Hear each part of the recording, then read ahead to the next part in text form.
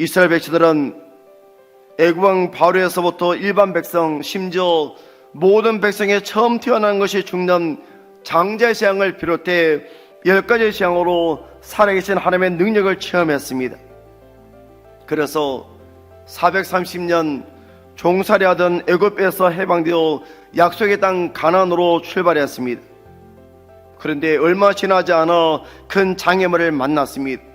바로 홍해 바다입니다. 그러나 여기서 그들은 다시 한번 하나님께서 자신을 위해 일하심을 목격합니다.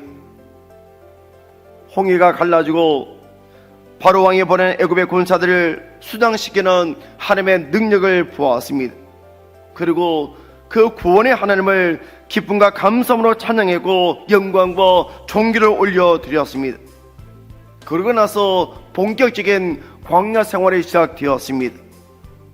그런데 그들이 광야에서 3일을 걸었지만 물을 구하지 못했습니다.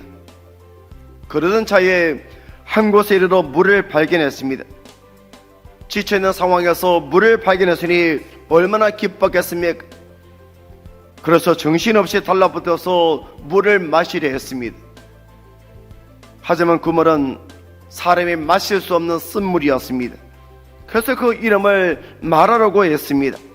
마라는 쓰다, 고통스럽다, 괴롭다는 뜻을 가진 말입니다.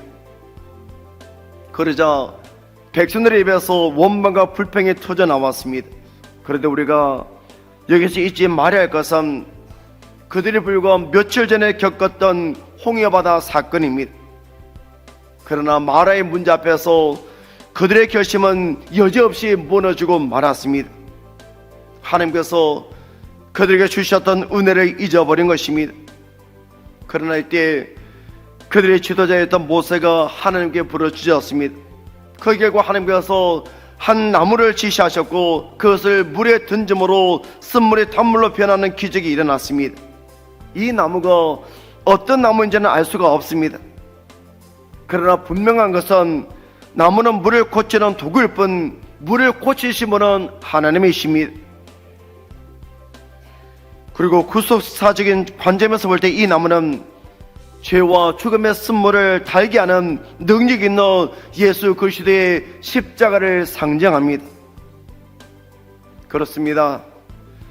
예수 그리스도의 십자가야말로 인생에서 만나는 모든 말의 쓴물을 달게 변화시킬 수 있는 능력이 됩니다. 우리가 걸어가는 인생길에는 우리를 힘들게 하는 고통의 마라가 있습니다. 그리고 그 마라는 내 인생의 성공과 실패에 상관없이 언제든지 찾아올 수 있습니다. 그렇다면 이 마라를 만났을 때 우리가 해야 할 일이 무엇입니까? 25절에 모세가 여호와께 부르짖었더니, 중요한 것은 마라를 만났을 때 그 가운데 함께 하시는 하나님을 바라보는 것입니다. 15장 26절입니다. 이러시되 너희가 너희 하나님 나 여호와의 말을 들어 순종하고 내가 보기에 의를 행하며 내 계명에 귀를 기울이며 내 모든 규례를 지키면 내가 애굽 사람에게 내린 모든 질병 중 하나도 너희에게 내리지 아니하리니 나는 너희를 치료하는 여호와임이라. 여기서 하나님을 상징하는 용어, 하나님께서는 치료하시는 분이라는 여호와 라파라는 말이 나옵니다.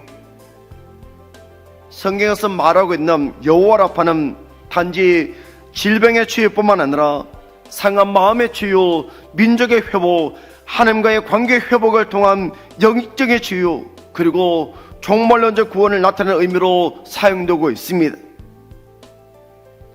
여러분, 예수님만이 모든 문제에 대한 완전한 치유자가 되어 주십니다. 예수님께서 우리를 치유하시고 우리를 통해 세상을 치유하기 원하십니다.